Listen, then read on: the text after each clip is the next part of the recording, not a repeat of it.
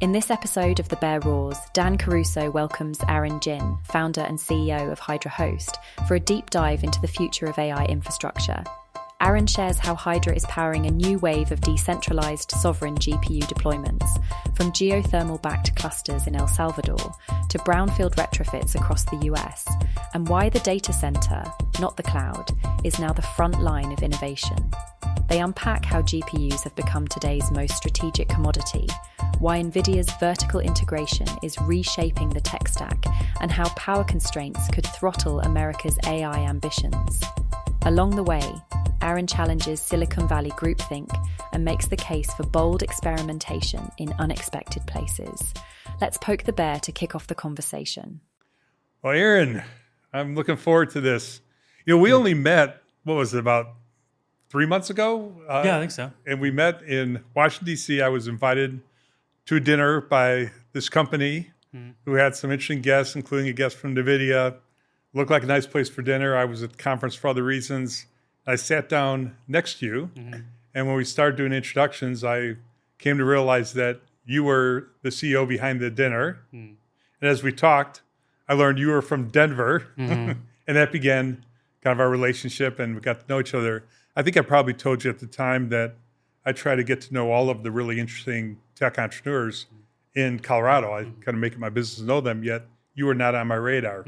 So this is going to be interesting because I think a lot of people who watch this are from Colorado and care about the tech crowd around here. So they're going to learn about you and your business and what you do in this ecosystem, as well as I've learned from you by following you that you are a prolific podcaster, guest, writer, poster on LinkedIn, and have a lot of thoughts and ideas to share. But what I want to start with is the here and the now. And then we're going to get into a bit of your background that led to it. And then we're going to talk about all kinds of crazy stuff going forward, because I know you have all kinds of crazy thoughts about what's going on in the AI world today. But let's focus on what you're doing right now and what the business is, where it's going, including some of the most recent happenings in your business, because there's some big news that is unfolding in real time. And I really want the readers to understand what it is that you guys do and the role you play in the world of GPUs and the service that you provide.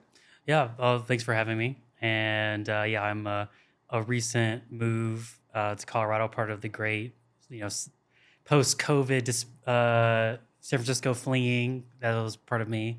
I lived out there for about 11 years, but I'm from Texas. So naturally, I would end up in Colorado because I'm from Texas. And because no one from California is moving to Austin. Yeah, exactly. It was a third of the population. Colorado has some connection to Texas or something like that. And we were up in the mountains for July 4th, and in the area we have a place. I think 2/3 of the people who are there in the summer are from either Dallas or Houston. Yeah, and it is also crazy to think that the whole population of Colorado is DFW, which is where I'm from. But I wanted to do. After leaving San Francisco, because I was kind of fed up with just the overall decline in the city and lifestyle of the last 10 years. And what was getting you frustrated with the lifestyle? Crime. Just a general sense of caring about human beings. And my parents would come, who live in Fort Worth, would come and visit San Francisco. And something that you would become immune to that they would not encounter, which was just homelessness and defecating on the streets and drugs. And they were like, why would you? I still remember what my mom said, because I was in the Mission at the time, which is still my favorite neighborhood in San Francisco, where she said, why would you let human beings treat themselves this way? And an overall sort of continued decay, from when I moved there in about 2011 to when I left just during the lockdowns and COVID, it just every year got worse. It was a continued kind of attacking of tech culture, people who were brought prosperity to the city, and then also just allowing people to continue to harm themselves and also just impact sort of public health and public life. And I don't think it's just letting people live that way. It's enabling that kind of lifestyle. Now, there's homeless people who truly can't take care of themselves, and that's a category of discussion, mental health and otherwise. But there's also maybe the bigger category, and we have challenges here in Colorado on it that have to do with encampments and enabling a lifestyle that seems to be not healthy for the people living it, but also being enabled by others as if we're doing some kind of positive service for those people, and we aren't. We're doing And, for and them. So I agree with you. and that's one of the things that policy has consequences. And you should be compassionate on very basically narrow specific scenarios, but those from a government perspective should be very specific. Outside of that, it should be the broader community that steps up. And I was doing homeless ministry in San Francisco because I'm a Christian, and I would say a large portion are there by a choice in some manner, and that choice is a reflection of a policy statement that enables people to live in an environment where they don't want responsibility, and people respond to incentives, like logically. And there is, I would say, a very small subset that is in that scenario of like mental health or fall in hard times, and that's where I think the government should definitely provide something. But the majority of people I encountered, they developed also like a mental pathology based on living in this pattern of irresponsibility, because essentially being homeless is choosing to check out, and that's a large problem in our current society, especially young men, of just choosing to vacate. And that leads to this hopelessness scenario, which is what homelessness resides to. And it is like I've seen people both go from basically insane, like literally talk to them and it sounds like they have bipolar or there's some form of like mental pathology, and then through basically investing in them being in, let's say, in this type of environment, they then recorrect themselves, right? Because humans respond to their natural surroundings. And so I do think that a lot of the stuff that's happened, particularly in blue cities, like the ones you and I live in, are just a reflection more of policy choices because they're responding to what the government is actually incentivizing. And rather, the solution is to quote unquote take the uncompassionate route, but it actually is the compassionate route, because then they're not living in destitute, they're not like putting their family at risk or their children at risk, and they're creating longevity for themselves and their family name. But instead, we've kind of become obsessed over this identity that, well, we're sort of like creating this race of like false empathy, or as one book I read called Toxic Empathy, that through the effort of extenuating out this idea of helping somebody, I can better my position in front of other people. But the reality is, like, often when you're doing that, I love this like one quote from that book is saying that like empathy can only be extended to one or two people at a time. And then you think about like all those like kind of political movements, which really California extremely suffers from. Colorado has like a little bit of flavor. It's almost like a cousin of it. But that idea of like mass scaled empathy leads to actual like pretty dark decisions when you think about it, because to take that place of making that empathetic decision, you have to replace another structure, a structure of like a family member or a parent or a church or a local community organization. And that's what leads to this like really like negative slide, because those things aren't supposed to be there. Like the government's not supposed to do those things. And the government's not particularly good at doing those things either. Yeah, it's not. And in fact, it's quite horrible doing those things usually. And the Tenderloin, which is the worst part of the city, which is should not be shouldn't be lost on you, that's directly next to the city hall, is considered the dollar hotel room, is because they created essentially public housing. They call it the dollar hotels, where they would just put a bunch of homeless people in there and they would run rampant with drugs and human trafficking, et cetera, and just basically let them live there for free. It's the same failure of public housing. It's this constant idea that through the effort of mass scale empathy, we can create massive social change. But in reality, it's like, hey, we should fix the incentive structure. And so, yeah, when I moved to Colorado, because I love the West. Like the West is so much about me as just a person, the individualism, the kind of ruggedness, Americana. Like I love everything. Before we about the go West. off the topic, we're just on just a couple points. Yeah. One, I do understand San Francisco's getting better. That there's Yeah, it is.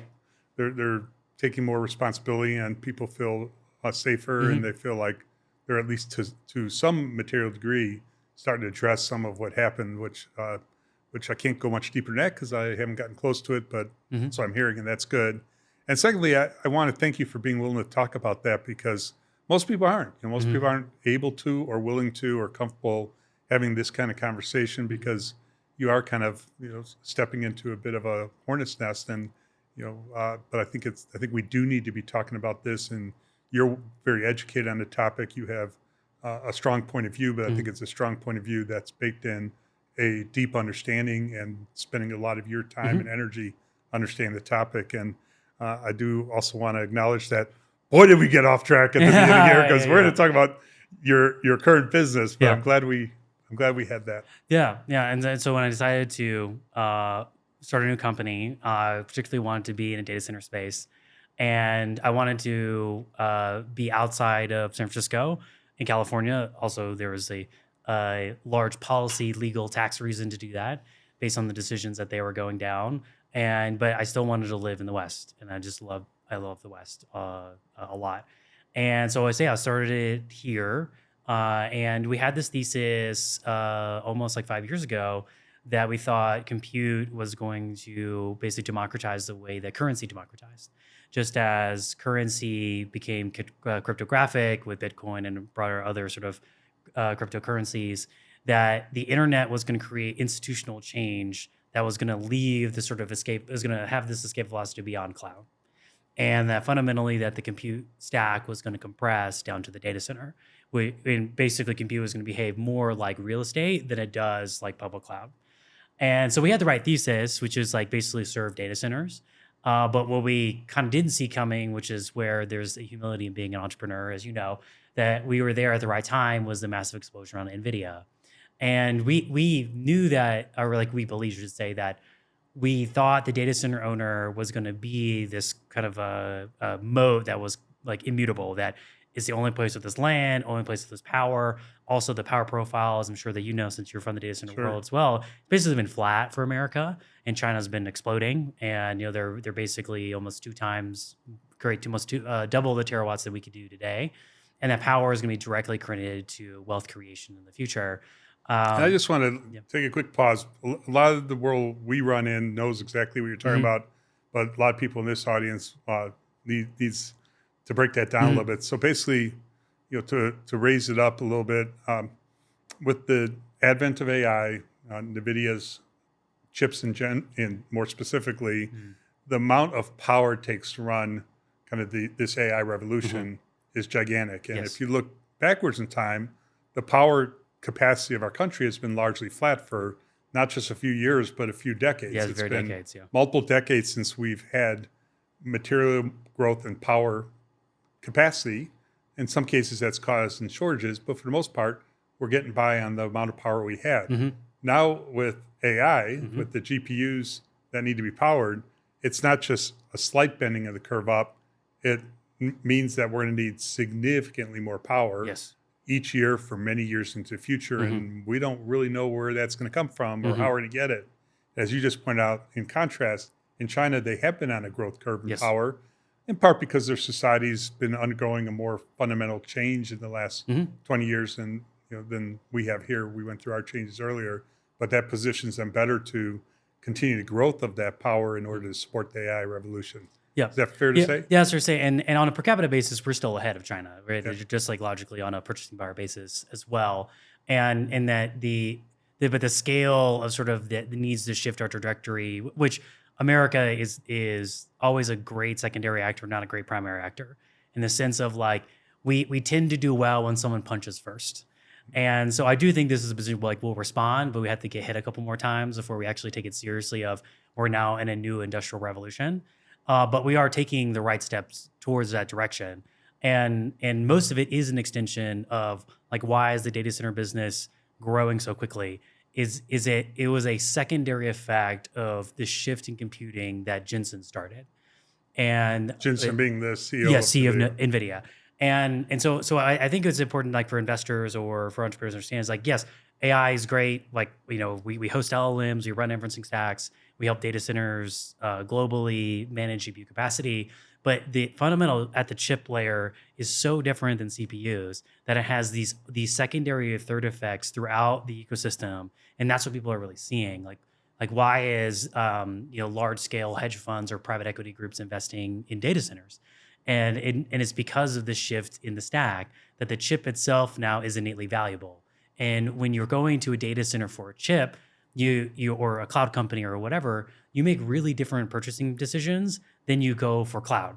Because the cloud, you don't care because you're commercializing, you're paying at the software layer, you're paying at the AWS layer, and then beneath it, you commoditize the chip. So you don't really care of the chip, the cloud handles it. But in this world, and it looks like for the least remaining 5 or 10 years, that in this next generation, you go for a chip. And in that space, it looks way more like real estate. Like you would. Explain what that means.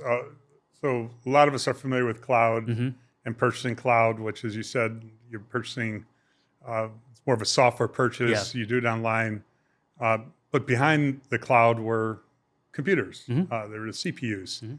Now that you've got the GPUs, you're saying that the same buying pattern doesn't apply because the GPUs are much more uniquely valuable as not as commoditized capacity, but as some having more attributes. So what is the attributes of the GPU that make it such that it feels more like a real estate play than CPUs? And it's because that for the way the public cloud is successful and why it generated 40% rents, 40% gross margins, is because the underlying chip you didn't really care about.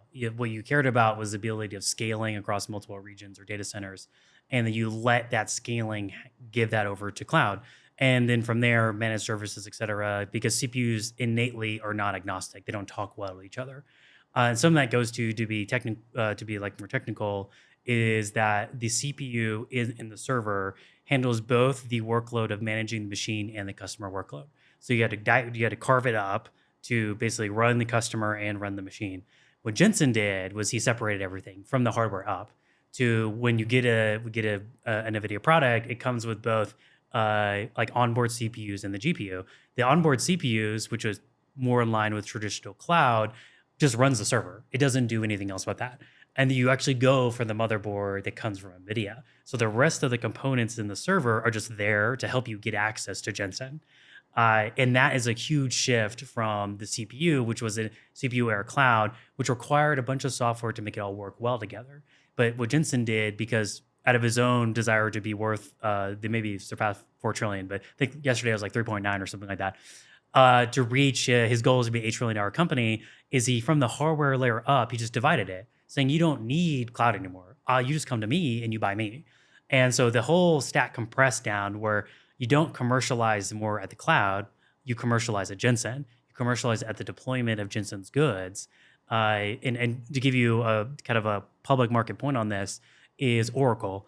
Oracle was almost a nobody in public cloud under the CPU era. Yep. Now they're leading, they're crushing, mostly because the way they deploy Jensen's product is cheaper than anybody else. Going to, okay, this looks a little bit more like real estate, so it's cheaper, it's lowering CapEx, lowering OpEx. As well, all of their deployments are bare metal. They don't do any software products. Same with CoreWeave. They don't do anything. They just give you the machine. They have these edge software products like Kubernetes products or things like that to help you manage infrastructure. But at a core, you're getting what you get. And this is my advice I give our data centers who we sell our product to, is like live in the wake of Jensen. Like let the $4 trillion guy like blaze through and create the wave, and you wakeboard in it.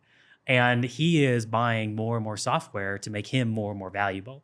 To where previously you would say Azure or Google or Amazon would be providing some software service above CPUs. Jensen's like, no, you just buy my thing and install my open source thing.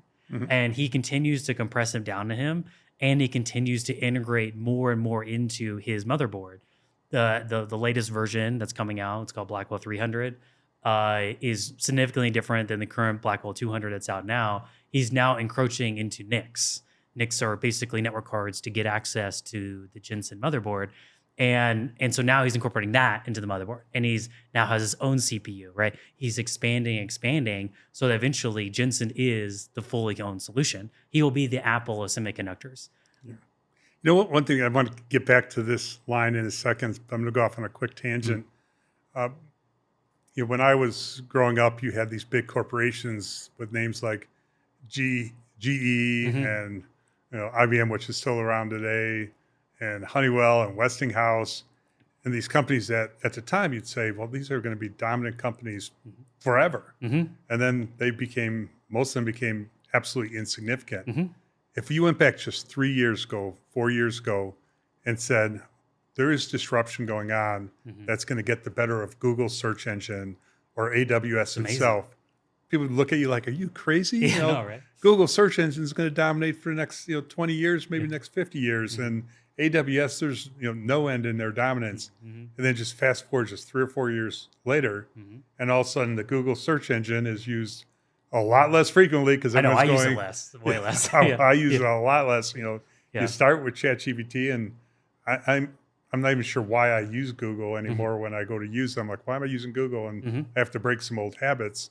But then, as you're describing, AWS itself is getting kind of disintermediated by what NVIDIA is doing. And, it shows that the innovator's dilemma is still It's alive exciting. and well. It's exciting. It's like, and especially as like an investor, like this is like one of the most exciting moments, right? Because lots of opportunity is created and lots of our existing values destroyed.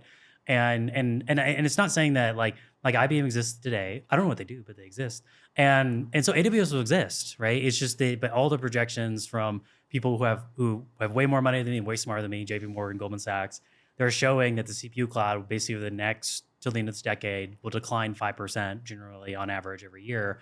But the GPU cloud, which is new data center, new types of data centers, not even just, and that's what people need to realize about this shift is like, sure, the primary effect is OpenAI, ChatGPT, LLMs, all the stuff we use every day. But the secondary effect is more interesting things like the power profile, designing different types of data centers, GPUs, international relations.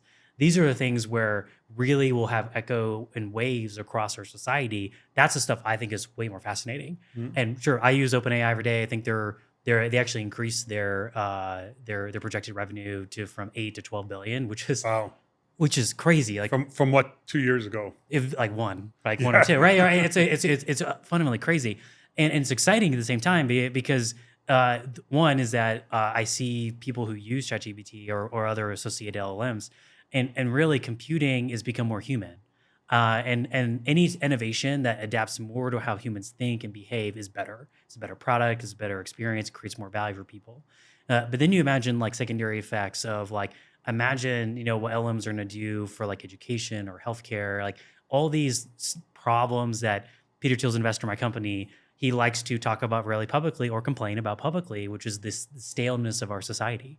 And then now we have a technology a platform that has just a completely different way of analyzing and contextualizing data to humans that will open new ways of discovering. And so it is like the mobile phone, the like what the mobile phone did, which is what I grew up in that age. What that did to my experience in high school and college is like what I think LLMs are going to do for this next generation, which is like computing is just going to be way more anthropomorphic and connecting humans more to the computer, which will only make a more prosperous, lucrative society. And so that's why I'm so excited for it to go everywhere. Is that just like how Bitcoin went everywhere, I think LLMs are going to go everywhere. Shouldn't be lost on you that most of the public companies that are going, or most of the companies going public that are AI, we're in Bitcoin, we're in crypto. So I think the roll-up effects that you see around crypto, you should basically correlate that into GPUs because it should make sense to people that like the people that are making the most money have the very similar decentralized ideas around currency that should also go around computing. Mm-hmm. Yeah, it's you're quite a bit younger than me. When I grew up, the word internet wasn't in anyone's vocabulary.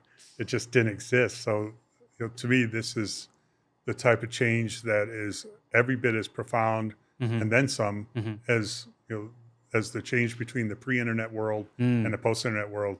So it's phenomenal. So, okay, so let's get back to, so what do you guys do? Mm-hmm. What do you do? Yeah, so we automate a data center to make it easy for people to get access to GPUs. And if you think about that, the SKU now is I'm selling NVIDIA, I'm selling Jensen, or maybe Lisa Sue's AMD eventually, then you're in a position before, or you should say you're in a position to actually sell a product to an end customer. And the data center was not in that position for the last 20-ish years of computing. It was the customer was Amazon, and you were a reseller of space to Amazon, and Amazon and Azure and Google controlled demand. Yes. And so what's happened is this great compression of money and costs, et cetera, decked down to the now only remaining comparative advantage in the space, which is the land and the power of the building. Because you need to put the machine in and it needs to have land, it needs to be have power, it needs to be in a building. And so that now is the end customer transaction point, but there's no point of sale system. There's no way of automating that infrastructure. That wasn't a need under Intel CPU wave, under public cloud wave. Now it is needed. And so that really is what Hydra does, is we lower the operational expense by automating the infrastructure so that it can be easily deployed. We provide monetization software so they can actually sell to customers, as well as we are creating a universal API across the whole globe. Because going back to the idea of like, okay, so if data centers now are the transaction point and the limiting factor of data centers is like external to GPUs, so like power profile, land, how much capital, real estate sort of questions, then everything above that becomes a layer of commoditization. So that's why we think that there's going to be a universal API that's going to rule across data centers, that you just go hit the API, find GPUs, and transact.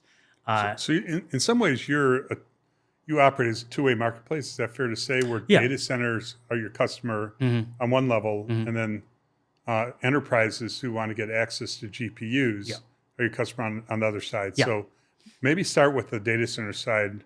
When you're interacting with them, what is their relationship with you? Maybe either give us a specific example or a generic example.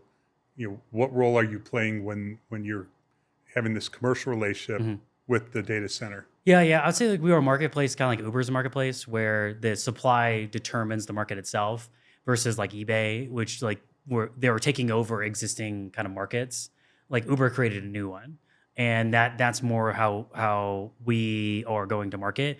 And so the CTO of DoorDash calls it a supply input marketplace, where it's mostly supply driven.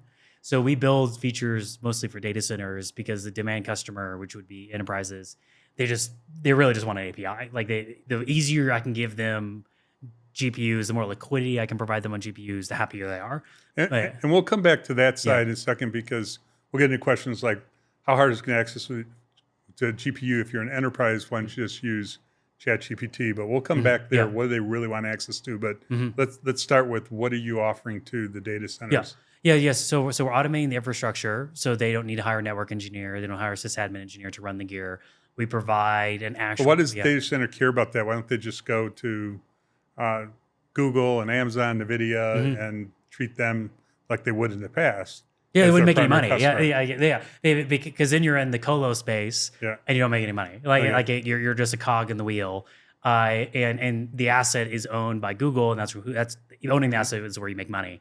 And so there's certainly still the wholesale space, the wholesalers, the white space people. Like they'll continue to exist, they'll continue to grow, but the real kind of shift in the space is the data centers that are both like basically owning land, building, and GPUs are the ones in the best position, because when you're in a market where fundamentally the good itself, which is NVIDIA products, are being shipped around the world, and you're mostly trying to deploy and access them, it becomes an OpEx, CapEx efficiency game. Because there's nothing else above that. It's really it's tertiary nice things, but it's not a moat. Like Jensen is the moat, so you're more or less a reseller of Jensen's products. And so if you're in that type of space, what happens is that everything that exists up and around that stack, right, cloud or being a colo, right, or below it, where you're being a managed colo on top of warehouser, what happens is that all that stuff gets compressed more and more and more, because that guy that, let's say, owns the building, owns the power, owns the land, owns GPU, he can just take a 20% spread. He'll be very happy at a 20% return on that. But in that other stack, every one of those guys needs 20%. And so you're increasing the cost of compute. And what we know about compute is that it always goes down, and the more it goes down, more people use it. So the arc of the next few years will be that GPUs will get cheaper, and you'll just use more and more and more. And that's, again, another pressure on the actual cost of the infrastructure, is that the customer itself wants to pay less.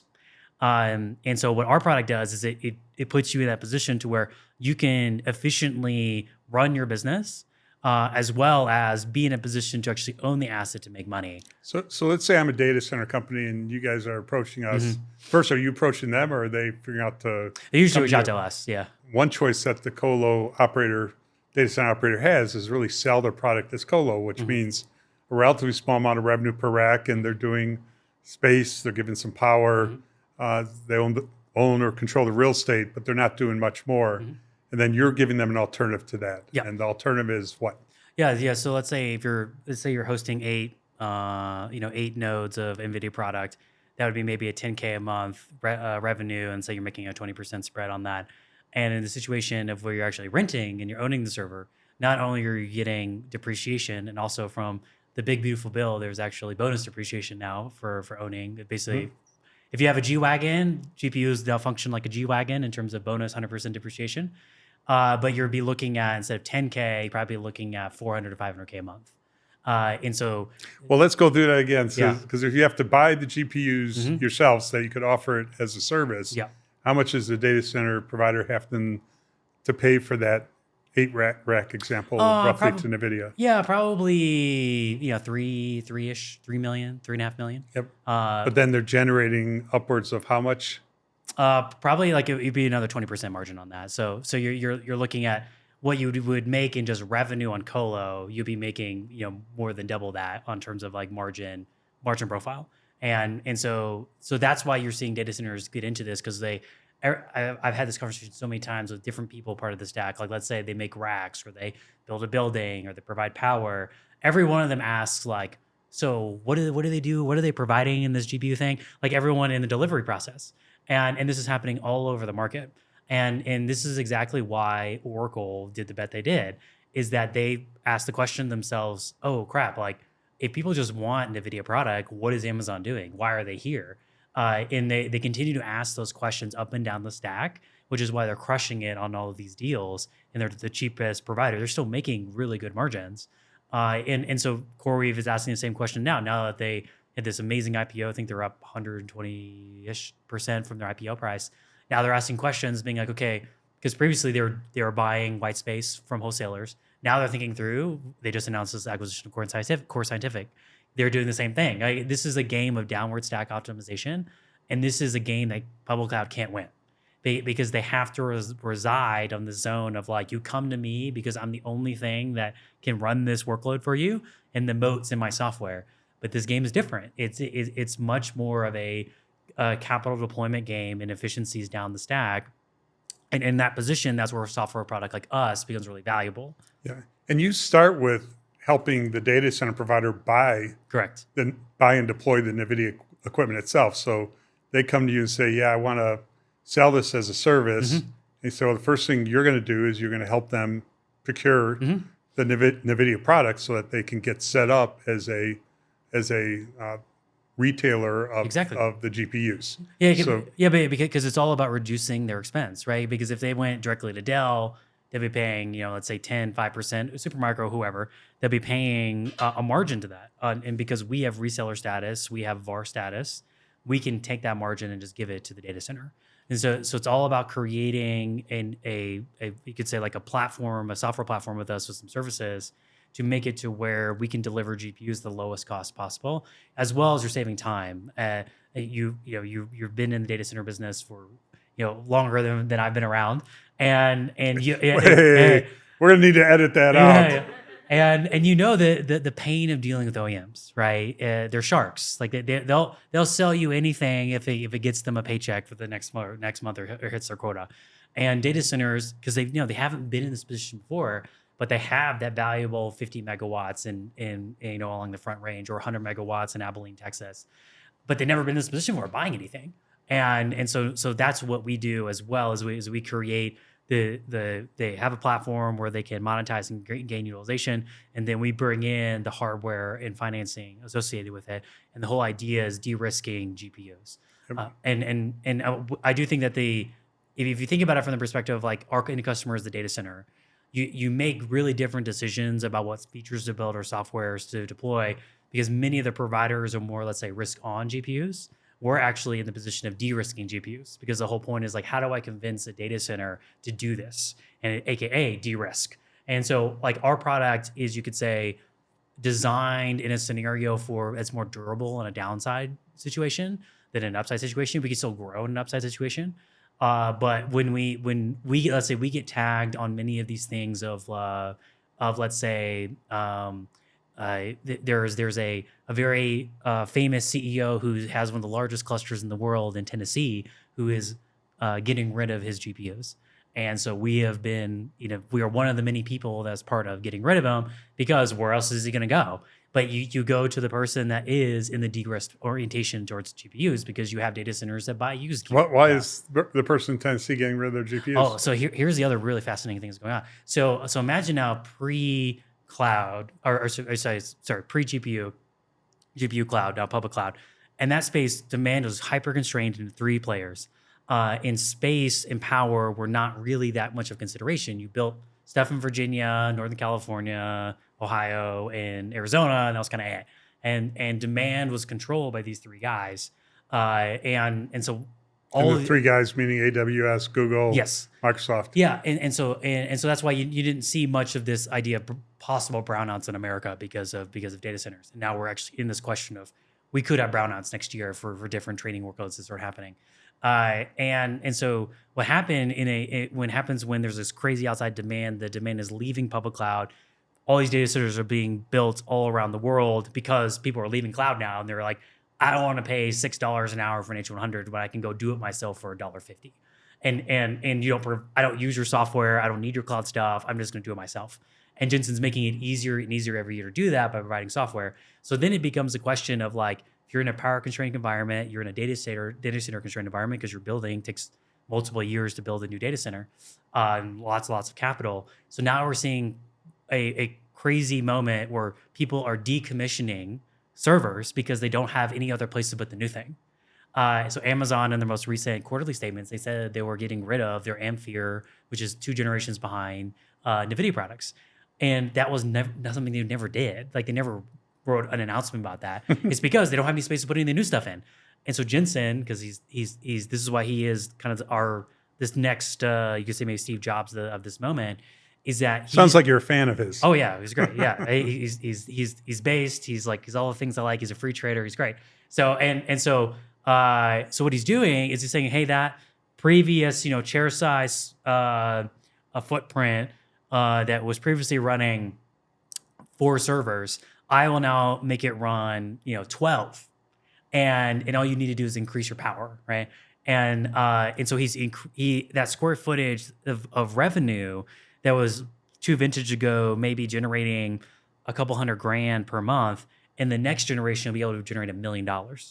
If you get the power there. Yeah, if you get the power there, right? And so these are the types of very interesting changes in the data center space where like the previously you would do the installation of the old CPU stuff and you just leave it there for like 8 years. Now people are pulling stuff out, moving it. It's because that real estate is precious. That power profile is precious. And they're taking that used stuff and doing something else with this. A great example of this is Chase at Caruso. He's an investor in our company. Love Chase. And he just did this project in Nevada where they're taking recycled batteries and building data center out there that's, I believe, solar powered, and it's older batteries. And so what he did is he used their older gear and put it there, right? And he's leaving his current data centers for the newer stuff. And so you're seeing much more skew, you say, specificity according to the OpEx CapEx profile in those facilities. Under the CPU stuff, when you're making 40% margins on commercialized cloud, even higher on 60% sometimes on these older CPUs, because they're one CPU by itself is not nearly useful, but you need like 100 or 1,000 of these to make it power a single website. You just didn't care, right? Because you just let it sit there and you didn't even like worry about it. And also the CPUs they're not power hogs like every subsequent generation of NVIDIA's products. In this current world where power is scarce, buildings are scarce, and the new vintages keep coming out, you're gonna actually ask these questions. And so we lean into that space of being in the position of we just want data centers to make money. So if that's taking used stuff and deploying it, if it's taking indie cards like the Groks or the Positrons of the world, we're kosher. Like for us, it doesn't matter. The goal is for you to make money, and that's the way we like to call ourselves the AI factory platform. Is that the people that the factories that make steel, that make the raw ingredients that go into our modern civilization, they don't build the buildings. They just make steel, and that's all they do. And that's how data centers need to think about this going forward. Is like you are like a steel plant. All you do is make steel, and you need to make it really, really efficiently and really well. And you need to have a platform at which you can distribute steel out. You don't need to be thinking about as a data center, how do I build my own cloud product? It's like if it's not working for Amazon, it's not going to work for you. Yeah. So let's talk about the other role that you play. So first you go to the data center, you help them procure the right equipment. A lot of different ways they could do that. But if they have the space and the power and they want to make more money per rack. Yep. So you help them deploy the equipment, get it at really good rates. But then their next problem is, well, how do I get to the customer who's going to use this equipment that I just put in place? And that's what you then bring to the table. So you bring the platform that allows customers who are trying to get access to these GPUs access to them. So Yeah. tell us how that works. Yeah, so that's where it turns into a point of sale system. So a data center before us had no real way of delivering a server to an end customer because it just wasn't a very common request, because you would typically just sell to a cloud or do something like that, or you're providing a managed colo for a large scale enterprise. And now they're in this position of, okay, people are coming now for my GPU. How do I give them access? How do I assure uptime? How do I process tickets or meter it? These are all questions that they didn't really have, and now they do. And we started building this 5 years ago, and we had this assumption, and so we're kind of the only thing on the market that does that. And so we replaced the human delivery of that, which is what end customers want, and it actually creates pricing protection. I like to use other analogies about the AI space because people get too wrapped up in the future, because I deal with compute as an asset or GPU as a investment vehicle. So my stuff is a little bit more easy to metaphorize than like, will an LLM be able to run a vending machine by itself or something like that. And so if you think about GPUs as more as like a return class, or return like an asset class, I think a good metaphor thinking as like hoteling. And so when you get a bunch of GPUs, those are rooms in a building. And so you either have the ability to do like a hotel, which is list it, put it on hotels.com, or you provide apartment leasing. And many of the data centers before us were more like apartment leasing companies. Yes. And so they 6-year-long things. They don't have much customer sort of turnover. And then when the customer leaves, they pay a penalty, right? That's how CoreWeave works. And Lesso, Lambda, and Caruso, these are GPU cloud companies. But really, CoreWeave is the current leader. That's how they work. They work on these 3 or 5 year basis. But which is a traditional way of Yes. how the data center would sell capacity. In the past, they'd have a sales team. They'd have their own systems and processes, all the stuff you described. A data center would largely have to bring that in-house and do that in order to sell a retail product to their customers. Yeah, and so we basically provide a point of sale system that it automates the infrastructure, so you can do on-demand, interruptible, day-long rentals, month-long rentals, week-long rentals, or you can do long-term. The access to the infrastructure is all pragmatic. So if you want 1 node, 8 nodes, you want it provisioned with this type version of Ubuntu, you want network config this way with this type of IP, configuration. Our software does that for them. So what previously would be delivered manually, which today most of the infrastructure that people use for GPUs is delivered manually, and literally someone emails you access to your keys, et cetera, to get access to the servers. We provide it as an API. So how do the retail customers know to use your e-commerce platform? Is it fair to call it an e-commerce platform? Sure. Yeah. There's an aggregation effect. So because people want GPUs, the demand is insatiable, especially outside of America, incredibly insatiable. Where else in the world do they have one point of access and they can access 50 data centers across 20 countries and thousands of GPUs? That's what we offer. And every deployment that I do with that one API, the same API that powers all of them, it enables the other API as well that is deployed in a different country, because it creates standardization. And so now the customers that previously were accessing the Sweden data center within the same API, when I do a deployment, let's say in Thailand, those customers now have the same framework. And so that's like our bet, is that there will be an aggregation pool, because we create standardization. No one else is owning the space now, that we'd be able to pull in those people. And we make it so easy to use that API, which we can continue to invest in, but data center can't, that we can provide certain features that even a CoreWeave or a Lambda Labs can't do. So how do you decide, how does your product decide which GPUs to use out of this collection of GPUs, and therefore who gets the revenue benefit of a particular GPU transaction? And so that goes also back to your previous question of like, what's the value of the API? It's very similar to thinking about airlines. So in airlines, you're opinionated, hopefully, about what city you're going to, right? And time and day and what class of fare class you want to pay for, what airline. And GPUs is the same thing now. And this is something we didn't see under CPU cloud. People don't fully appreciate what's happening, is that if you go to an AI company, just any training company outside of like it even applies to OpenAI. we've never been in this moment where at OpenAI scale that company would have like 5 providers. Like you would have one, and maybe 2 if you had like a really good infrastructure team, right? Under CPU cloud, One meaning AWS, or 2 meaning maybe you do AWS and Google in the old old era, because it's so difficult to make both of those software stacks work together. But this OpenAI is doing Azure, they're doing CoreWeave, they're doing Oracle, they're doing they have some stuff with Caruso, which is part of like the Stargate thing, and we know internationally they have a bunch of other partners because you're going for the GPU. So GPUs are kind of like airlines, like they like you have you have an opinion about where you want it to be.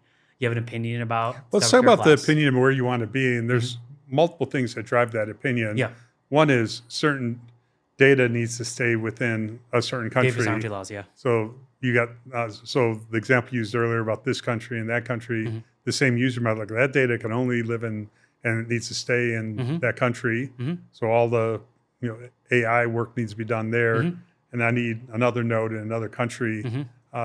So that's one example where you're going to care which geography. Give some other examples of where you would care what geography your GPUs are residing in. It's a. I think the GPU infrastructure space underappreciates the level of worry about the data that's being transferred to train or to run inferencing projects on, and previously in the cloud you kind of had an excuse, which is like you need the cloud to do something, but in this world where you don't, customer preferences that previously were masked under the commercialized cloud, the moat that is cloud, is now just free willing able to prefer.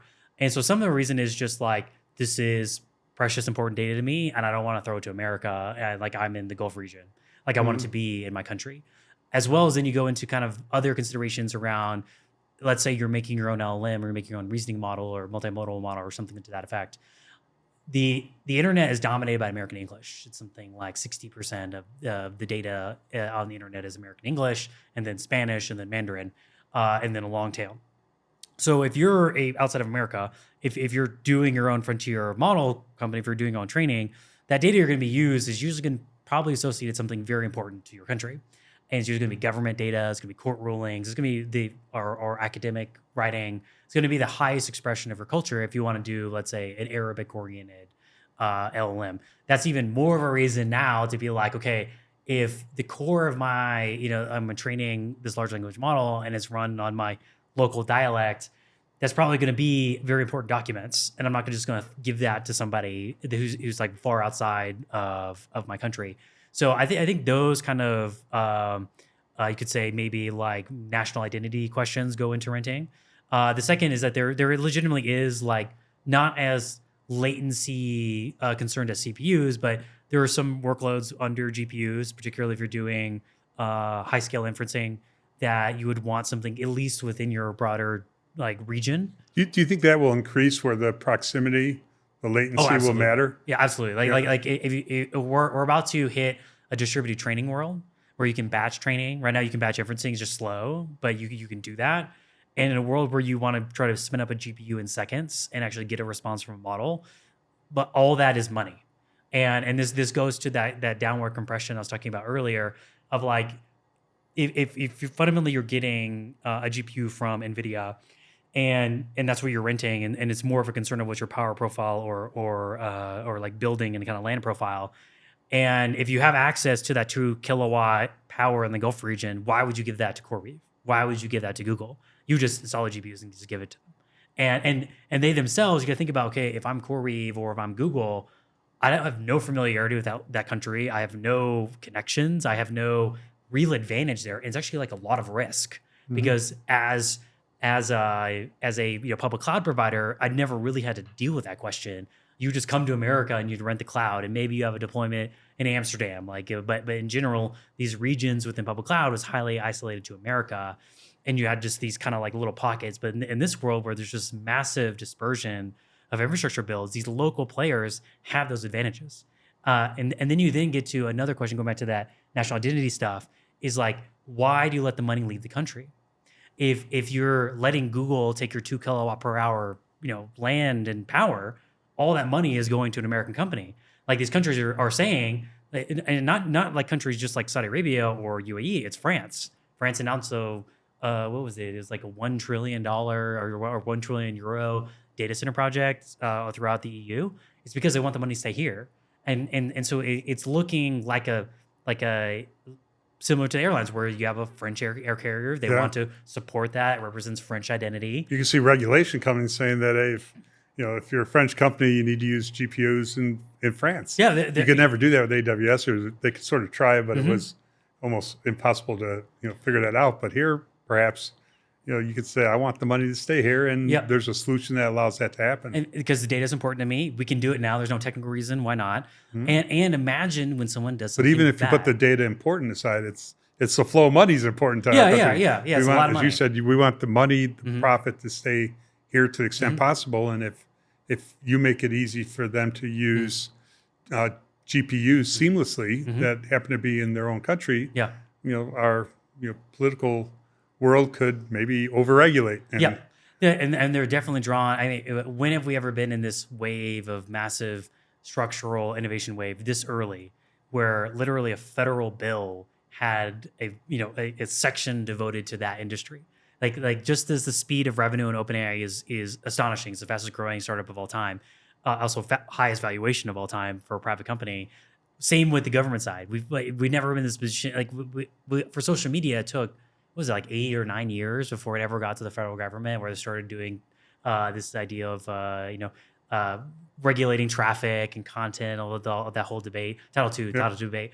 And with this, we actually had an AI moratorium that was removed from the bill, but it was in there for a reason. It's because every state in America, there are over 200 laws up for consideration, both local to federal, that are regulating AI or GPUs. And so most ill-advised, including Colorado, who has their first ever AI bill that was about as well thought out as it's bad, and it's horrible for the average person. Yet the people behind the bill think they're doing some kind of service for people, and they're not. They're just threatening to stifle AI in Colorado. Yeah, and because we don't know what the technology is going to be, right? It's like a kind of a European mindset of like, well, it looks scary, so let's regulate it. Exactly. Right? Versus like there are existing laws on the books that will protect customers and just people's rights in general. And anything else can be adjudicated through the court, like the Anthropic case, which they won. I believe it was Anthropic. But either way, it was Northern California case around fair use. And that the content of the book content, the authors that were pleading for relief, the court ruled that like this falls under fair use, because if they remove that one book, there's not really any change in the LLM, and as well as like it can't reproduce your thing without saying the author, can't give you like a citation, and so that whole debate around like, well, what do we do with content creators? Like we have existing laws and frameworks that can handle that. But the one point that like I think that will go into more this sovereignty issue and this great dispersion of GPUs, which Hydra is leaning into, is when something bad does happen, because humans do bad things. They naturally take advantage of tools and something like a tool can build this amazing house, and that tool can also hurt somebody. So when that happens, so you don't have a technology reason to rent from outside your country. The data is super sensitive. You want the money to stay there. And then, oh crap, someone did something bad with it. Then you're going to see, I think, an even more aggressive push towards a continued localized infrastructure builds, because it turns into this mutual assured destruction thing. Like, even if that person is not a threat to me, the fact they have that tool means I need my own tool. And that's going to continue to, it's just what's the right word for it? Like, it is true that there is second uses for GPUs that could be military or national security order. That's just true. But we don't know what that means yet. But when it actually crosses that Rubicon, I even think the infrastructure bill is going to get even more crazy, because there will be regulation, there will be controls, there will be all these things, which means GPU pricing will increase. It means that the capacity will be carved up even further. And as well as like local areas and local, you could say, coalitions will build their own to either protect themselves or create an offensive tool. Mm-hmm. Interesting. So let's talk about some very recent news, because it is very related to a sovereign kind of deployment that you're doing. So tell us what happened over the last week or so. So I became friendly with the governor of Salvador through a customer. It was a customer that uses our product. He's American. And he was using our GPU capacity, and he actually had a house in El Salvador. And he was close with the president, President Bukele. And Bukele is obviously a famous head of state for being the first Bitcoin nation. As well, he's quite famous for cleaning up his country, being super safe, and many things that I didn't even know is like that before Bukele, a communist ran the country, and El Salvador is becoming increasingly basically kind of the leader of Latin America, both in the sense of you could say stability of the government, rule of law, but also a sense of being forward oriented. One second. Zeb, who's the head of Endeavor Colorado, is in here. Do you know if Endeavor has a branch there? Yeah, it's part of the regionalization. In San Salvador? Oh, Okay. Yeah. So it doesn't have its own office, but it can be part of a regional office? Gotcha. Last week, I closed a deal we've been working on for over a year, where Bukele will be investing in GPU infrastructure in his region. It'll be the first deployment in Latin America, and also be the latest generation of NVIDIA, so a B300. And it'll be a part of its AI lab. It was a project of love, because I wanted Bukele was one of the first to create super friendly crypto regulation. Obviously, his national currency is Bitcoin, or I should say one, but it's a dominant one now. Their national currency is Bitcoin? Yeah. Oh, very cool. And their sovereign wealth fund is Bitcoin. And he made that decision like years ago. So he's made a lot of money, and so he passed an AI law, which basically provided the opposite of the Colorado law. So it protects the trainer, protects the GPU infrastructure provider. Wow. And as well as provides data sovereignty for El Salvador. I'm a big proponent of data sovereignty. I think America should have a data sovereignty law. I mean, from Canada does. Most people don't know Canada has a data sovereignty law, but we don't. I'm in favor of that.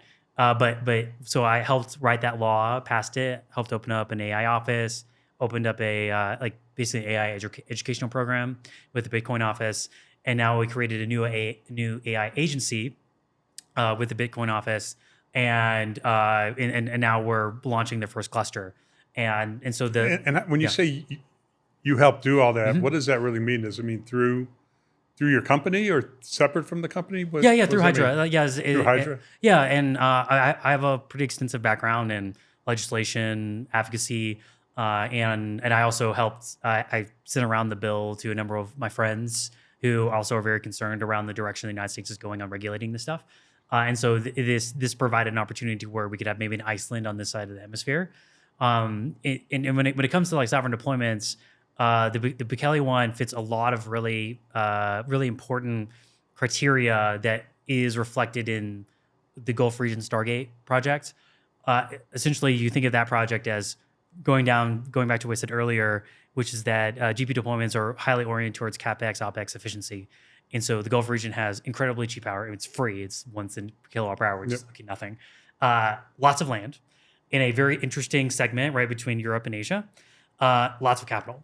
And so it's in this position to basically do such a huge amount of money into data centers. Like their data center project they announced, because you and I are insiders into the data center industry, most Americans don't understand that announcement was larger than McLean, Virginia. And so that I think that occupies 35% of our total data center capacities in that one area. That the Gulf region said we're just going to do that in 2 years.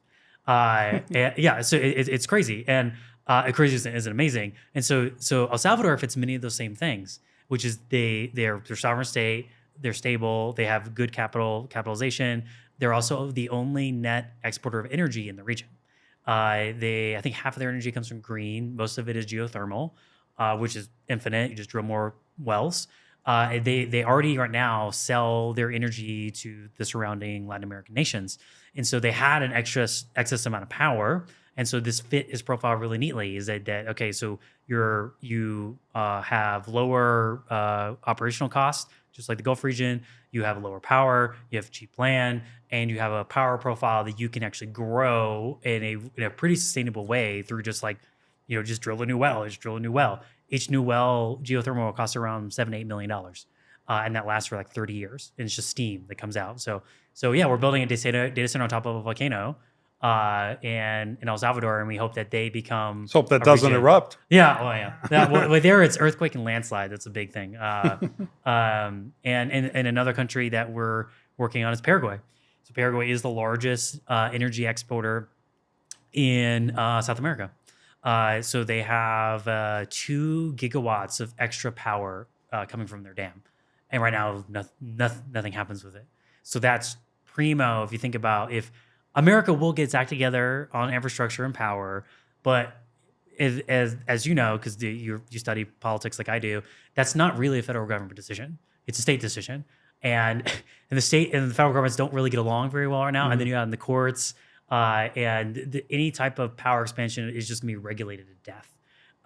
The reason why Texas continues to explode and will be the next data center, it's the next Virginia. It's because in Texas, on where they're building, the whole grid is deregulated, and you can build a sovereign deployment there, and it doesn't take much work. And that's what Elon did in Tennessee.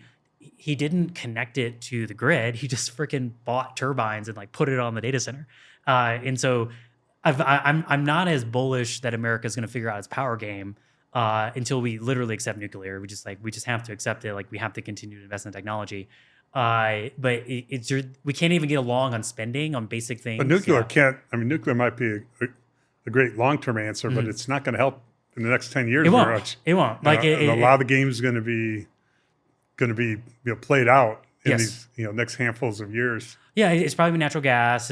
Solar is a great answer to many of these things as well. Like to me, I'm an all in the above. Like it's anything and everything. Because if you study what's happening in China related to AI, and they're our greatest adversary in the world right now, and their infrastructure stack is the greatest threat to our own ability to lead in AI, which is the Huawei stack and the associated open source models. If you look at what's happening, what they're producing, there doesn't seem to be any real negative impact on their ability to train models. The Quinn release, the recent release from Baidu, I forgot the name. It's a person's name. We're still waiting on the next version of DeepSeek that's coming out. Every generation of either the multimodal, the frontier, or the reasoning model is basically 1-for-1 for the West. Like maybe 5% behind, but it's just so insignificant. It's not that important. But where they come in really strong again is it's cheap. So China is going to continue to China. Oh my God, they made something that is our invention, but made it cheap. It's like, oh, they do what they always do. Yep. But where they are struggling is inferencing. So they can't run models very well because they don't have the GPU infrastructure and scale to do it. So you're seeing basically American companies. And describe what inferencing means in the AI world for the people listening in. What is inferencing, and what is that? And why is that the next step in Gen AI? Yeah. Think about like inferencing is just using it. That's the best way of understanding it. It's like training is making the potential to use, and inferencing is just using it.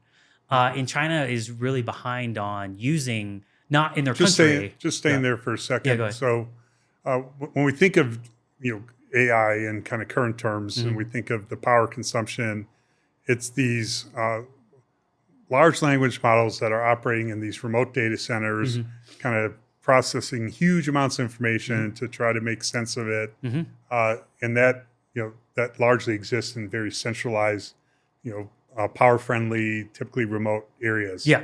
But if every time you have a task, you have to run it through that centralized model, it doesn't scale. Yeah, it's expensive and it's slow. Expensive, slow.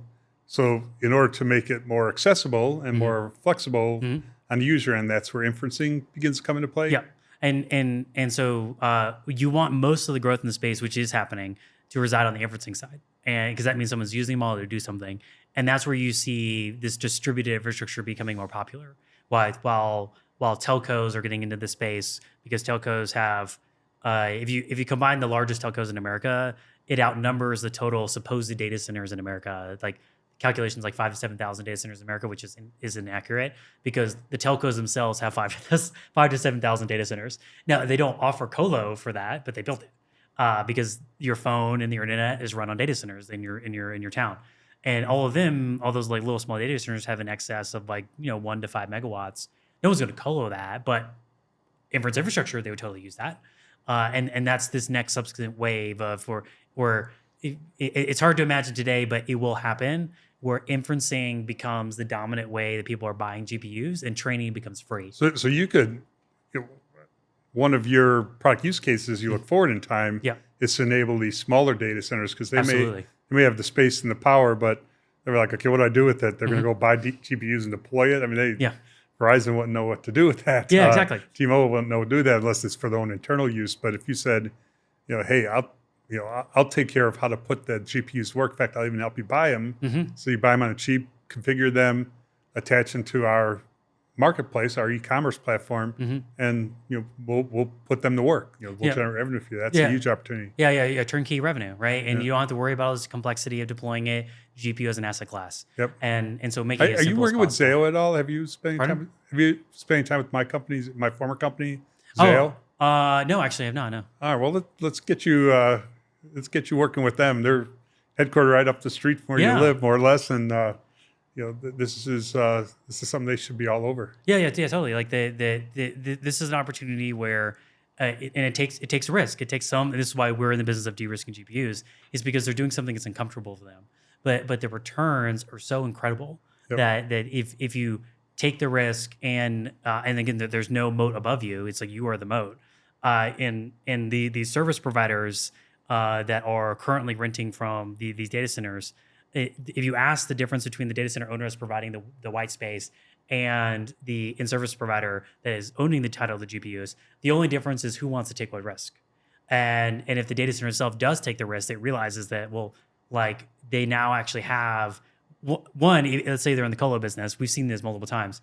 Is like the enterprises that are like looking for GPU colo, they bias towards data centers that actually provide GPU as a service, because then you're familiar with how to run it, like what the product expectations are as for managed GPUs for the enterprise customer. But as well as like if you think about going back to the hoteling analogy, of like you're now having an asset that you can have different types of term structures to. That the hoteling, if you can keep utilization at a pretty decent rate, you can make a lot of good money. But if you only do long-term leasing, then our product is not as useful. But you're going to make more money if you can get that hotel room booked the last minute than you would on a 6-month lease to somebody. So that's what we're targeting, is that data centers are going to look more like, let's say a Ritz-Carlton residence. So we have the Ritz-Carlton itself, which is hoteling, which is what our product runs. And so that was where you don't want anyone emailing you if you're going to stay at my hotel, because what you're going to ask for is a discount. You want it to be easy, like easy to transact. I know your inventory. This is what I want. Here's my booking. Here's my timeline of when I'm going to arrive. And then you can have like, other types of residences or, they're 6-month, year-long leases that you're providing. That just creates a different type of revenue mix. Data centers now can have amazing returns if they create more like richness to the profile rather than just saying one customer. And we think that trend will continue because the asset they have, land and power, is kind of scarce, and it's only going to continue to be scarce. And as well, if it's existing, it's like primo, because every new data center build is actually really expensive. The reason why Stargate exists is because is in Abilene. Is because building data center sucks. It's expensive. There's delays, and then you get into the supply chain of data centers, which is like turbines and AC units. Like you're looking at year-long delays that you can't even access this stuff. So if you have the power and land today, you can actually create a much more durable, like basically return profile, which means your enterprise value goes up. So that's what we appeal to, is to make GPUs as easy to deploy, turnkey as possible, so that it is like, I have servers now, it generates me money. So as long as demand is constrained for GPU capacity, you allow the prices to go up. Who has capacity can sell a higher price. Obviously, it goes the other direction as well when GPU capacity becomes less constrained. And I guess that is part of the answer to the earlier question. How does your platform allow the revenue to be directed and use directed to certain GPUs over another? They can throttle their price threshold. Or they can sell different term structures. They could say on-demand interruptible. They can advertise their location. They can advertise like different types of network connectivity. And this goes to the fair class idea for airlines, where you can previously under public cloud, you never had those questions really. You had region questions maybe, but most of the time you just left it up to Amazon to figure it out for you. Where in this, you actually can be in the driver's seat, and the customers want to be in the driver's seat, because if they can get the full bare metal, full access to the network and the end node, they basically can not only increase the performance, but increasing the performance means lower cost. It means their token economics is better. And so data centers are in this position to where the winds are only in their favor, not necessarily because of them, it's because of Jensen. Again, he is the motorboat driving through the ocean, and you're just living in the wake. So lean into the wake, which is like lean into the software platform and infrastructure platform NVIDIA is building, because you can make a significant amount of money. Don't play the CPU game, because the infrastructure itself, what people are wanting, why they're wanting, and what's going to happen in the next 5 years, is not in the position of the big public cloud providers. It's towards NVIDIA. So where is Hydra Host? When did you start the company? What stage are you now? Yeah. Let's cover a little bit of that because we never hit there. Yeah. Then I want to go backwards and talk a little bit more about you pre-Hydra Host. Okay. But then I want to spend a good chunk of time of you looking forward in time and telling us kind of how you see the future. Yeah. I started 5 years ago. I think we're close to a little between 40 and 50 people. We are international because our customers are international. So we're based in America, but we have people in Asia, in the Gulf region, Europe, and Central South America.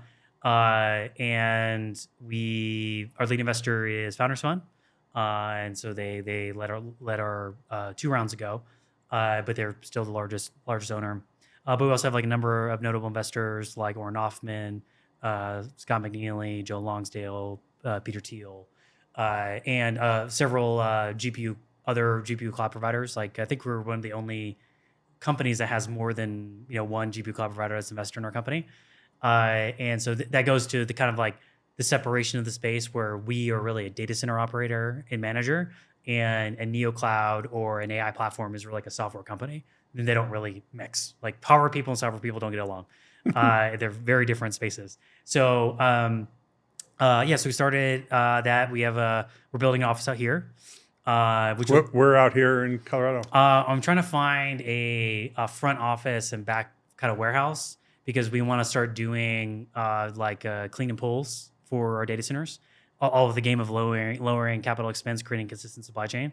So I'm looking over in like Lafayette to do like a front office, which would be like mostly we're going to base sales out here in forward engineering.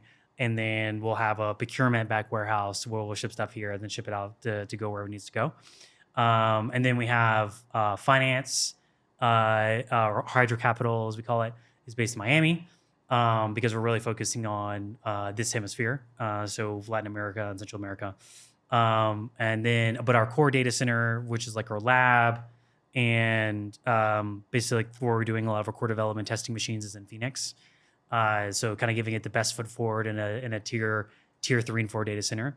Out here, we're probably going to experiment with brownfield projects, because this is going back to the power constraint thing, that there's significant opportunity in brownfield projects that are going to be cheap and expensive. And I have a hypothesis that the tier rating in data centers won't apply for GPUs, because it's a CPU mindset. So I think it's going to shift. Like the tier rating, there'll be like maybe a 1 to 4 for CPUs and a 1 to 4 for GPUs. So I think out here we're going to build like a test facility to like brownfield test, like how to deploy GB 300 in a container, like, and test those things. And there's a lot of lack of knowledge about how GPUs work in the field that we are very familiar with, because that's what we do every day. So it's a little bit like people are buying cars with no consumer reports right now. So part of our vision of our next product that we're going to base out of Colorado is basically building that consumer reports of like, if I'm going to deploy a GB200 or GB300, like what's the difference based on my constraints of my facility, or what's the difference of like return profile.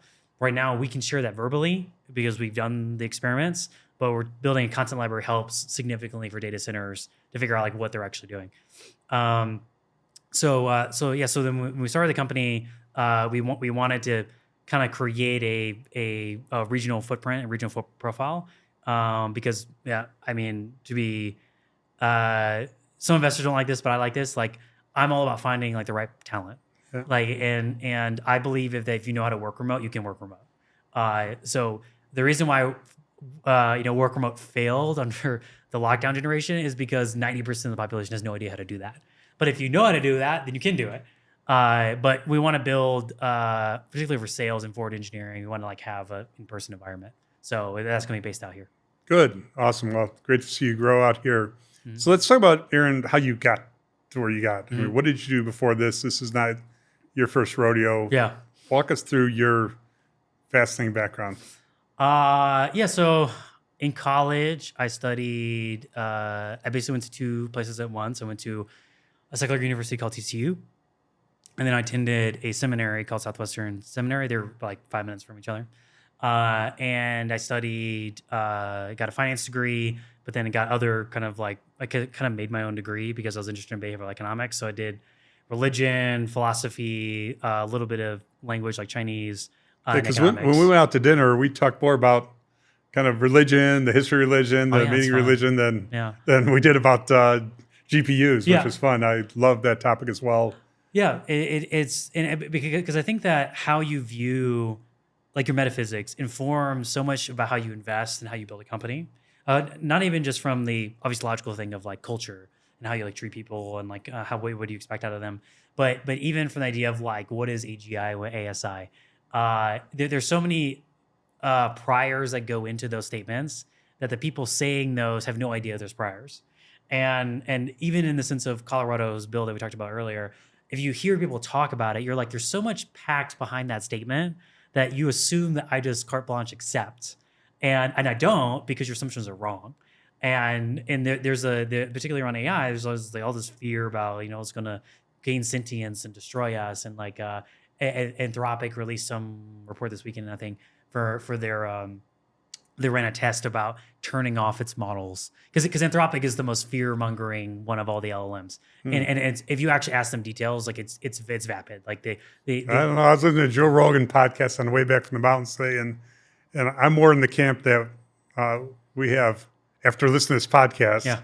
That there's a lot of reason to fear what's really going on with AI, but we'll get to that when we look forward in time. We'll come back to that. Yeah. Like there's so many steps they need to get to, like that Anthropic presupposes that will happen that are more projections of their own philosophical understanding than they were willing to accept. Like if they outlined all their priors, you'd be like, oh, so that's why it's going to kill us, because you think humans are just numbers. You live in an absurdist reality. You're somewhat existentialist.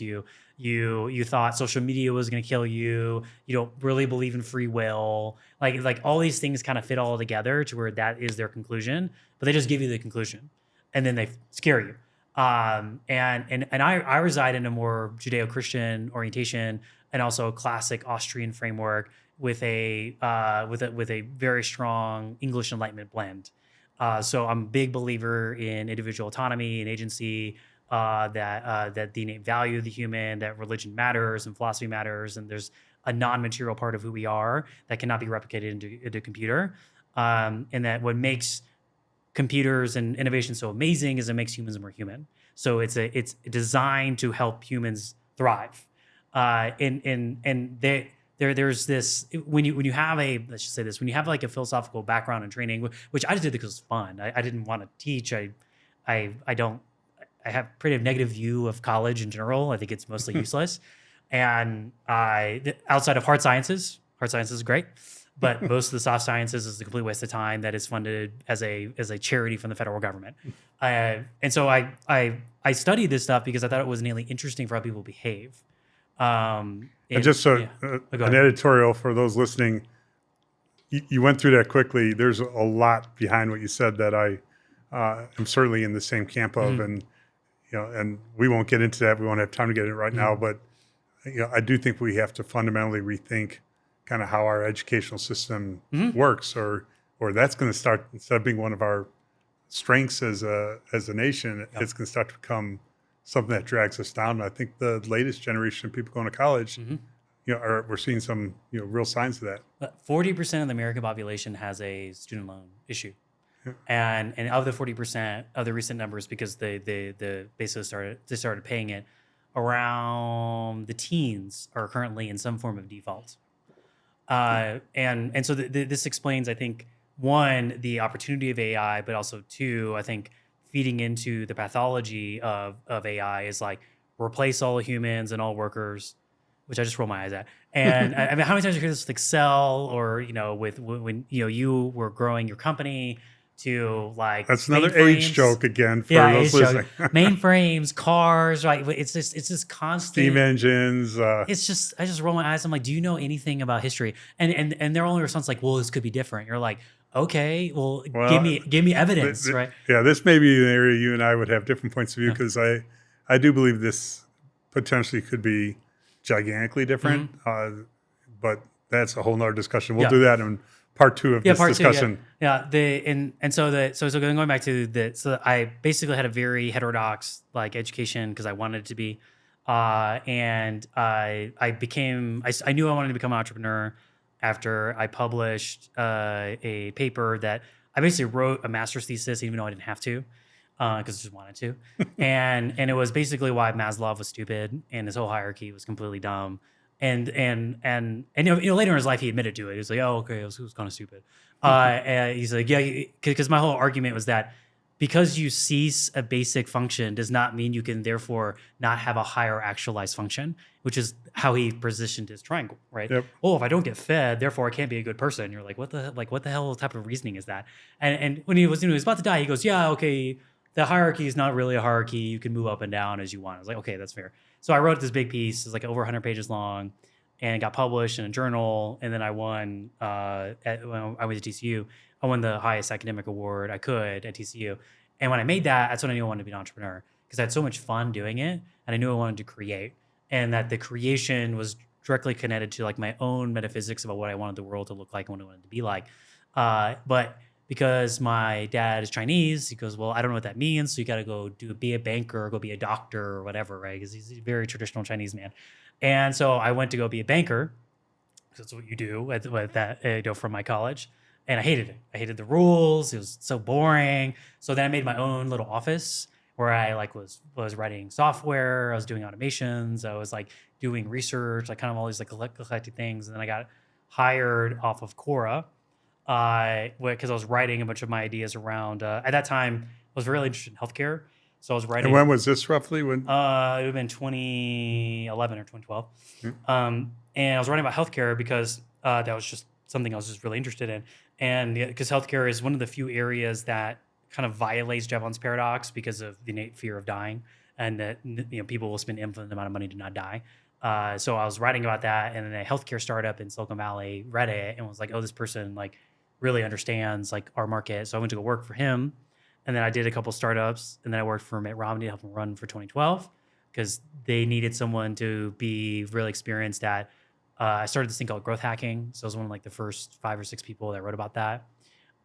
Basically, it was. What's growth hacking? I don't remember that term. It's basically like behavioral economics applied to software. That's the basic way to understand it. And so Mitt Romney and his team wanted that for his campaign, and then.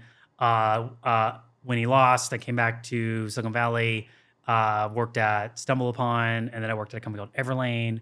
And Everlane was where I really grew a lot more of my skills on product. I was leading the product team, and also taught me how to dress and stuff too, because they're very minimalist companies. That's why I don't wear logos anymore because of Everlane. And then from there, I started a foundation. So it was kind of one of my first. I wanted to do more policy work. I was having a lot of fun, helping run these companies. And so I started a foundation. They became, I'm just in a passive role now, but it's 11 years old. No, it's 10 years old. And it's the leading think tank on kind of the center-right views of technology. So pro-innovation, pro-America. So it's based in DC. And then I started my first company. I left Everlane. It was just services at first, which is most entrepreneurs kind of over-index into venture, but services is a great way to learn. And so I ran a services business for 2 or 3 years. I was very successful, generated a lot of money between me and my co-founder. Then my co-founder and I figured out this idea related to Hydra. And it came out of a customer project. And we saw this as a huge wave that was coming. And so from the services company, we took the CTO and the technical team. And then my co-founder and I became CEO, he became COO, and then the CTO of the services company became CTO of Hydra. And that's when we started Hydra. And so the arc, I think, of many of maybe because it's what's my raison d'etre.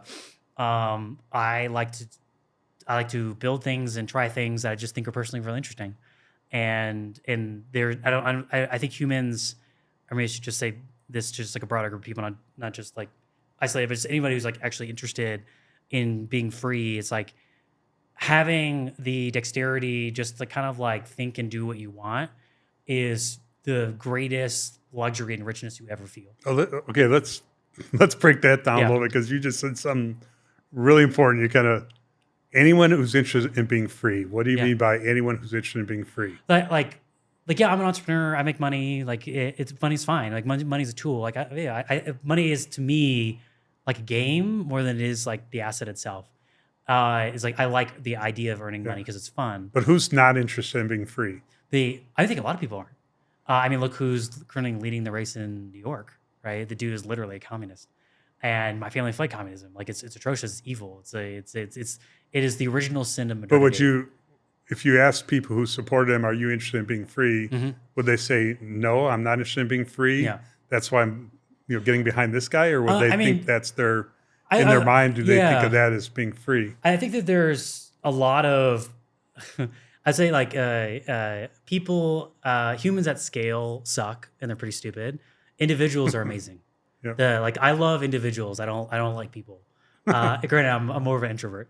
So but I think if you ask the Democrats in New York, I don't think they would say free. I think they would be some vindictive thing. They'd be something like I deserve this, or some framework around rich people or getting at them, Right. but which is usually the entry point of many communism is envy. Yeah. So the reason I want you to pause on that phrase itself, anyone's interested in being free, is one thing I read into it when you said it immediately was if you're really interested in being free, because you probably your words would say that. Everyone here would be like, I'm interested in being free. Yeah, sure. But if you're really interested in being free, Yeah. okay, you're going to have to think about things a little bit differently. Yeah. Is what, or you're going to, want to pay attention to what I'm about to say next. Yeah. So what did you say after that? If you're really interested in being free. Yeah. It's freeing your mind, and it's freeing like your own sense of like being confident in an individual, like who I believe God made you, and believing in those skills. And then that then allows you to basically make your own wake in the world. And that actually is richness. That's actually luxury, is just saying what you want. And I'm conservative in my disposition with a blend of nationalism. But when it comes to free speech, I'm like super libertine. I'm like, you can basically say whatever you want because I don't have to listen, and you can say it somewhere else. Right. Like group rights actually in our country, group rights trump individual rights. Just as schools can associate themselves, companies. If you're a person that comes to my company and you believe things that we don't believe about free speech, I can fire you because group rights trump individual rights. And where the courts are constantly battling it, but it's generally what our Constitution outlines. And so I think as like an individual, when you restore yourself, like what is, to go back to what I said about the Maslow's hierarchy, like actualization, like I believe actualization is understanding like deeply for who you are and what gifts you bring, but also like what you can't do and what you won't do. And saying no to things is a process of becoming free. And that could be both like innate pathologies and sin. That could also just be things you could do, but you just really suck at. And I think our society is locked in this French Enlightenment kind of battle where we think everyone can do everything, which is actually not free. Because freedom is focus, and freedom resides in the ability to say, like, I'm an expert in this thing, or I'm really good at this thing, and I don't know anything about those things. Just as joy is actually responsibility. You can't be joyful or happy unless you're responsible.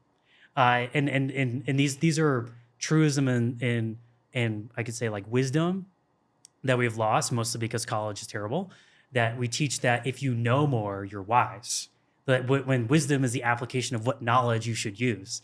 But we just throw stuff at kids thinking, or college age kids thinking like, oh, you just know more stuff, therefore you can apply it and you can be wise in that. But the worst, I'm gonna say something that is maybe aggressive, but I kind of believe it. Like one of the worst people I should say in the world are people who are smart and like objectively smart, but then are like don't achieve anything, right? Because those people are usually super bitter. They're very angry at the world because they don't have the richness and luxury of like being rich. To me is being free. It's not the money is money aside. It just as why you became an entrepreneur, I became an entrepreneur, I think is highly connected to the idea of autonomy. That I want to run a company the way I want to run. I want to run with my values. I don't want someone telling me what to do. And there's a joy in that of I feel richer in that position, even though I work more. And the Kaufman studies prove that. They prove that the reason why people become entrepreneurs is because of the luxury of being free and to running your own schedule.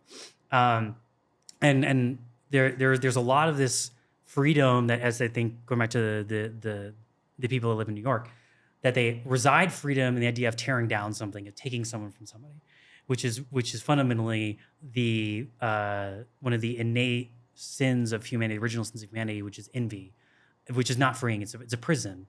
And our politics in education system is highly oriented towards envy. It's highly oriented towards guilt and shame and attack. And then it gets these people in many ways. I don't know if you watched Peter Thiel's interview with Ross Douthat. It went super memeable and viral. But one of the things that he said, which I kind of believe in, that is more aligned, let's say the Mandamis or the socialists of the world, is that we told a generation a lie that was never going to happen. We told them if they go to this school, they take out this debt, they'll get this home, they'll get this thing, and then they'll be happy. In reality, like, that doesn't actually make you happy.